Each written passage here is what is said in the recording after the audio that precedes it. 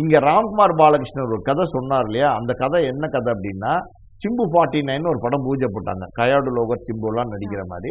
அந்த படம் Akash Bhaskar Tran pictures வந்து தயாரிக்கிறதா இருந்தாங்க. அந்த படம் பூஜையோட டிராப் ஆயிடுச்சு, சில காரணங்கள்னால பூஜையோட டிராப் ஆயிடுச்சு. மேற்கொண்டு அந்த படம் நடக்கல, படப்பிடிப்பு நடக்காதனால அந்த படத்தினுடைய கதை வந்து சிம்புக்கு பண்ண கதை. அந்த கதை தான் வந்து ராம்குமார் பாலகிருஷ்ணன் ரஜினிட்டு சொல்றாரு. ரஜினிட்டு சொல்லும் போதே சொல்லிடுறாரு, இது சிம்புக்கு பண்ண கதை, உங்களுக்கு ஓகேன்னா கேளுங்கன்னு. பரவாயில்ல சொல்லுங்க அப்படின்னு சொல்லி கேட்கிறாரு. அந்த கதை நல்லா இருக்கு, அந்த கதையை ஓகே பண்ணிடுறாரு. அட்வான்ஸ் கொடுக்குறாங்க. ரஜினி பர்த்டே டிசம்பர் 12 அன்னைக்கு அனௌன்ஸ் பண்ணலாம் அப்படின்னு முடிவு பண்றாங்க. ஆனா திடீர்னு பார்த்தீங்கன்னா ரஜினி வந்து படையப்பாவை ரீ ரிலீஸ்க்கு பிளான் பண்றாரு. அவர் தான் தயாரிப்பாளர், அவர் தான் அந்த படத்தினுடைய கதையை எழுதியிருக்காரு. KS ரவிக்குமார்லாம் கூப்பிட்டு படையப்பாவை நம்ம ரீ ரிலீஸ் பண்ணலாமா அப்படின்னு பிளான் பண்ணி படையப்பாவை ரீ ரிலீஸ் பண்றாங்க அந்த பர்த்டே அன்னைக்கு. அதனால படையப்பாவுடைய இம்பார்ட்டன்ஸ் குறைஞ்சிடக்கூடாதுன்னு இந்த அனௌன்ஸ்மெண்ட்டை வந்து அன்னைக்கு பண்ண வேண்டாம் 12ஆம் தேதின்னு சொல்லி தள்ளி வச்சிடறாங்க. இதுக்கு நடுவுல என்ன நடந்துச்சு அப்படின்னா, நான் சொன்னேன்ல சிம்பு 49 ட்ரான் பிக்சர்ஸ்ல ஒரு கால் சொல்லியிருக்காரு.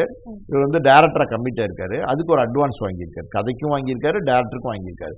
ஸோ ரெண்டுக்கும் அட்வான்ஸ் வாங்கினதுனால இவரோட கதை வந்து ட்ரான் பிக்சர்ஸ்ல இருக்கு. இவர் வந்து ட்ரான் பிக்சர்ஸ் கமிட்மெண்ட்ல இருக்காரு.